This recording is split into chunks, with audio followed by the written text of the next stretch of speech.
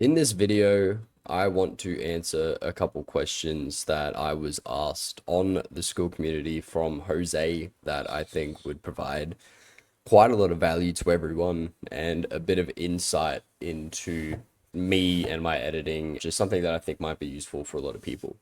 So Jose asked me, what has been your biggest struggle in editing so far, and how are you managing to improve in that area? Now, editing in and itself, there's 1,000 problems that you could possibly ever come across when learning or editing, but there was one that kind of really stuck out, and that problem is, I guess you could call it perfectionism in a way. If we go to my account, the last edit that I actually posted myself was October last year. It's not like I'm not making them. I'm making them, but then I'm getting about 90% of the way and I hate it.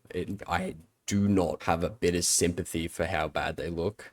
And so they bin instantly.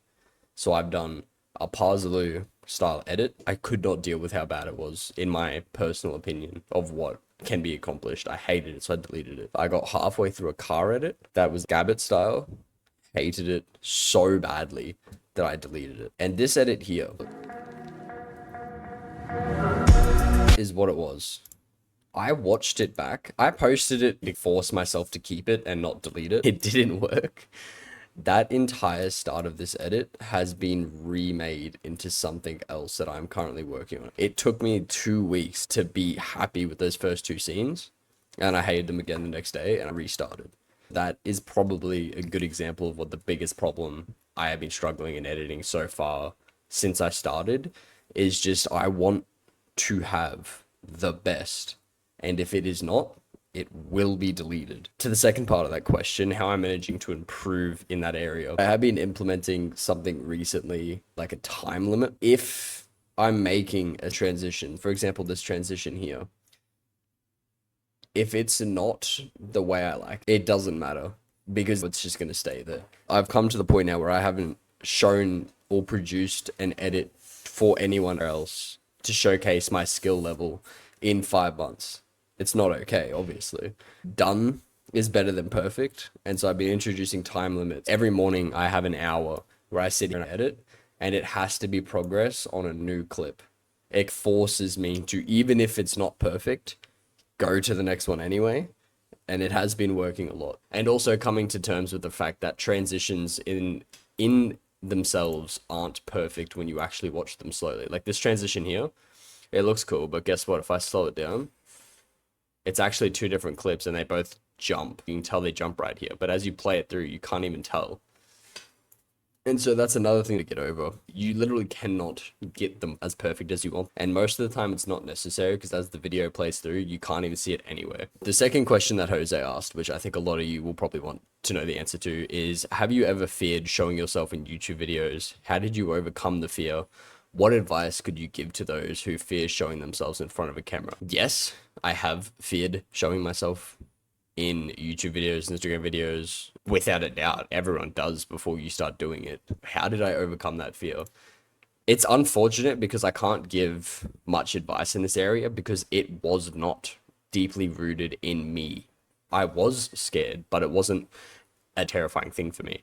I could be in front of a whole class, give a speech, and be perfectly fine with it. The only way I overcome it is honestly not giving myself the chance. It's a hard thing to do. If you've ever gone skydiving or bungee jumping or anything scary in general, the only way I can ever force myself to jump off that bridge or to jump out of that plane or to do something that was genuinely terrifying, I didn't even give myself a second to think about what could happen. Obviously, in that plane, I was flying for 10 minutes upwards. It was fantastic. He opened the door, and I watched my brother in front of me fall out of the plane.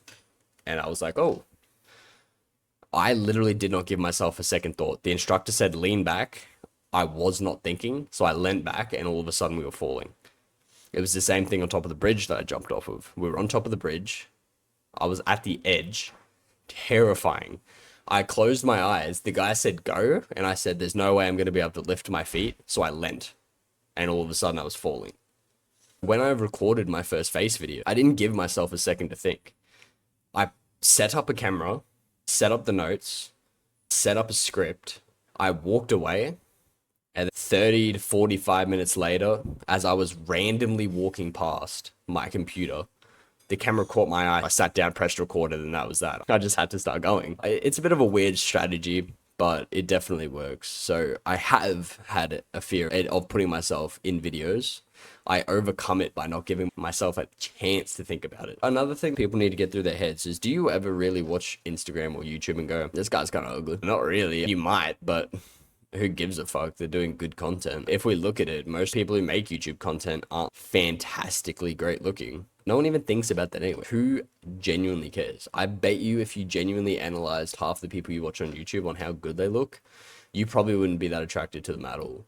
And it is just the way it is. I owe it to people to share the editing knowledge that I have. So why would I let the fear of showing my face on a YouTube video stop me? I don't think it worked, really. It looks alright. It's not that fantastic. Half my hair's cut out from the roto brushing. I still left it. I don't think I look that fantastic, but honestly, who cares? These people wanted the thing that I was talking about in the video. They weren't sitting here going, you're ugly. They were saying, oh shit, I want the things that he's talking about.